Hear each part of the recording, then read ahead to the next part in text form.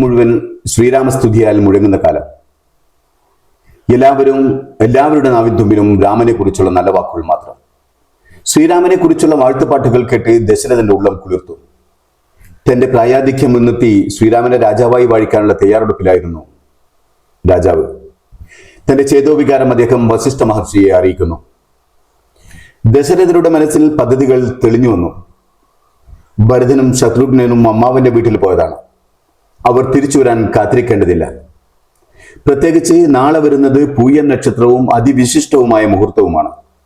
അതിനാൽ നാളെ തന്നെ രാമനെ രാജാവായി അഭിഷേകം ചെയ്യിക്കണം. ഈ വിവരം എത്രയും പെട്ടെന്ന് രാമനെ അറിയിക്കാനും അയോധ്യ മുഴുവൻ അലങ്കരിക്കാനും രാജാവ് കൽപ്പിച്ചു. ദശരഥൻ തന്റെ വിശ്വസ്ത മന്ത്രിയായ സുമന്ത്രരോട് പറഞ്ഞു, വസിഷ്ഠ മഹർഷിക്ക് ആവശ്യമായ എല്ലാ ഒരുക്കങ്ങളും തയ്യാറാക്കുക. സുമന്ത്രർ വസിഷ്ഠന്റെ അടുത്ത് ചെന്ന് കൽപ്പനയ്ക്ക് വേണ്ടി കാത്തുനിന്നു. വസിഷ്ഠൻ സുമന്ത്രരോട് പറഞ്ഞു, പുലർച്ചെ തന്നെ പൊന്നണിയിച്ച മതയാനകളെയും ഐരാവത കുലത്തിൽ പിറന്ന 4 കൊമ്പുള്ള ആനകളെയും അലങ്കരിച്ചു നിർത്തണം. അലങ്കരിച്ച കന്യകമാരായ 16 പേർ ചടങ്ങുകൾക്കായി നിൽക്കണം. നാനാ പുണ്യനദികളിൽ നിന്നുള്ള വിശുദ്ധ ജലം നിറച്ച 1000 സ്വർണ്ണക്കലശങ്ങളും ചന്ദനവും സുഗന്ധദ്രവ്യങ്ങളും എത്തിക്കണം. പുതിയ പുലിത്തോൽ, മുത്തുമാലകൾ ചാർത്തിയതും സ്വർണ്ണപ്പിടിയുള്ളതുമായ രാജകീയ വെൺകൊറ്റക്കുട, വിശേഷപ്പെട്ട വസ്ത്രങ്ങളും ആഭരണങ്ങളും എന്നിവ സജ്ജമാക്കണം. കൊട്ടാരത്തിൽ നർത്തകിമാർ നൃത്തം ചെയ്യണം. ഗായകരും വീണവാദകരും മനോഹരമായ സംഗീതവും ദിവ്യവാദ്യങ്ങളും മുഴക്കണം. രാജ്യത്തെ എല്ലാ ക്ഷേത്രങ്ങളിലും പ്രത്യേക പൂജകളും ബലികർമ്മങ്ങളും നടത്തി വിളക്കുകൾ തെളിയിച്ച് മഹോത്സവമായി ആഘോഷിക്കണം. കൂടാതെ അയൽ രാജ്യങ്ങളിലെ രാജാക്കന്മാരെയും ഈ ചടങ്ങിലേക്ക് ആദരവോടെ ക്ഷണിക്കണം. ചുരുക്കത്തിൽ അയോധ്യയിൽ സന്തോഷത്തിന്റെ അലകടൽ പരന്നൊഴുകുകയായിരുന്നു. ദശരഥന്റെ നിർദ്ദേശപ്രകാരം വസിഷ്ഠ മഹർഷി ശ്രീരാമന്റെ കൊട്ടാരത്തിലെത്തി. മഹർഷി വന്നതറിഞ്ഞ് രാമൻ ഓടിച്ചെന്ന് അദ്ദേഹത്തെ സാഷ്ടാംഗം പ്രണമിച്ചു.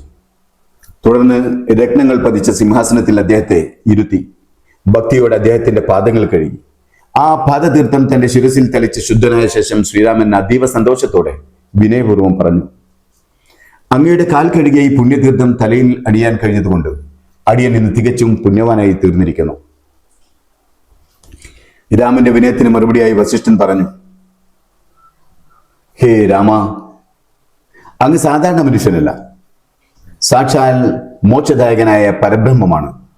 ലക്ഷ്മി ദേവിയായ സീതയോടൊപ്പം അങ്ങ് ഭൂമിയിൽ മനുഷ്യനായി ജനിച്ചിരിക്കുന്നത് ദേവന്മാരുടെ സങ്കടം തീർക്കാനും ഈ രാവണനെ വധിക്കാനും ഭക്തർക്ക് മുക്തി നൽകാനുമാണ്.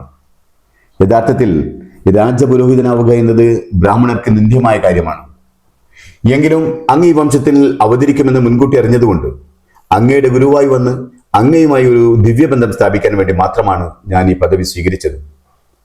അതുകൊണ്ട് ഹേ യോഗേശ്വര, അങ്ങയുടെ മായ കൊണ്ട് എന്നെ മോഹിപ്പിക്കരുത്. അല്ലയോ രാമ, ദശരഥ മഹാരാജാവ് പറഞ്ഞിട്ടാണ് ഞാൻ ഇത്രയും വേഗത്തിൽ ഇങ്ങോട്ട് വന്നത്. നാളെ അങ്ങയുടെ രാജാഭിഷേകം നടത്താൻ നിശ്ചയിച്ചിരിക്കുകയാണ്. അതിനാൽ അതിന്റെ വ്രതശുദ്ധിക്കായി ഇന്ന് അങ്ങും സീതാദേവിയും ഒന്നിച്ച് പൂർണ്ണ ഉപവാസം അനുഷ്ഠിക്കണം. ആഡംബര കിടക്കൽ ഉപേക്ഷിച്ച് വെറും നിലത്ത് ദർഭക്കുലി വിരിച്ച് കിടന്നുറങ്ങണം. നാളത്തെ വലിയ ചടങ്ങിനായി ഭക്തിയോടെ ഒരുങ്ങണം. വസിഷ്ഠൻ രാമന് നിർദ്ദേശങ്ങൾ നൽകി ദശരഥരുടെ അടുത്തേക്ക് മടങ്ങിപ്പോയപ്പോൾ ശ്രീരാമൻ ലക്ഷ്മണനെ തന്റെ അരികിലേക്ക് വിളിച്ചിട്ട് പറഞ്ഞു, ലക്ഷ്മണ, നാളെ അച്ഛൻ എന്നെ യുവരാജാവായി വാഴിക്കാൻ പോവുകയാണ്. പേരിന് ഞാൻ രാജാവാകുന്നു എന്നേ ഉള്ളൂ. ഈ രാജ്യവും ഇതിന്റെ അധികാരങ്ങളും സുഖങ്ങളും എല്ലാം നിനക്കുള്ളതാണ്. നീ എന്റെ ശരീരത്തിന് പുറത്തു നടക്കുന്ന എന്റെ മറ്റൊരു പ്രാണനാണ്. അതുകൊണ്ട് നാളെ മുതൽ ഈ രാജ്യം നീ തന്നെയാണ് ഭരിക്കേണ്ടതും കാര്യങ്ങൾ കൽപ്പിക്കേണ്ടതും. ഇതിനിടയിൽ ദശരഥന്റെ കൊട്ടാരത്തിൽ തിരിച്ചെത്തിയ വസിഷ്ഠ മഹർഷി വ്രതചടങ്ങുകൾ എല്ലാം രാമൻ ഭക്തിയോടെ സ്വീകരിച്ച വിവരം രാജാവിനെ അറിയിച്ചു.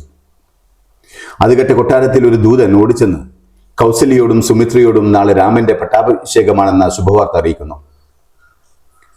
ഇത് കേട്ട് അതീവ സന്തുഷ്ടയായ കൗസല്യാദേവി വാർത്ത കൊണ്ടുവന്ന ദൂതന് വിലപിടിപ്പുള്ള ഒരു മാല സമ്മാനമായി നൽകുകയും ലക്ഷ്മി ദേവിയെ ഭക്തിയോടെ വണങ്ങി തന്റെ മകനെ കാത്തുരക്ഷിക്കാൻ പ്രാർത്ഥിക്കുകയും ചെയ്യുന്നു. പക്ഷേ കൗസല്യയുടെ മനസ്സിൽ വല്ലാത്തൊരു ഭയം അവശേഷിച്ചു. കാരണം ദശരഥ മഹാരാജാവ് കൈകേയിയുടെ വാക്കുകൾക്ക് എപ്പോഴും വശപ്പെടുന്നവനാണ്, അടിമയാകുന്നവനാണ്. കൈകേയി വിചാരിച്ചാൽ ഈ മംഗളകർമ്മം മുടക്കാൻ ഒറ്റ നിമിഷം മതി. കൗസല്യയുടെ ഭയത്തിനൊപ്പം തന്നെ കൊട്ടാരത്തിൽ ചില അനിഷ്ട സംഭവങ്ങൾ, ചില ദുർനിമിത്തങ്ങൾ കണ്ടു തുടങ്ങി. അതോടെ കൗസല്യ കൂടുതൽ പരിഭ്രാന്തയായി.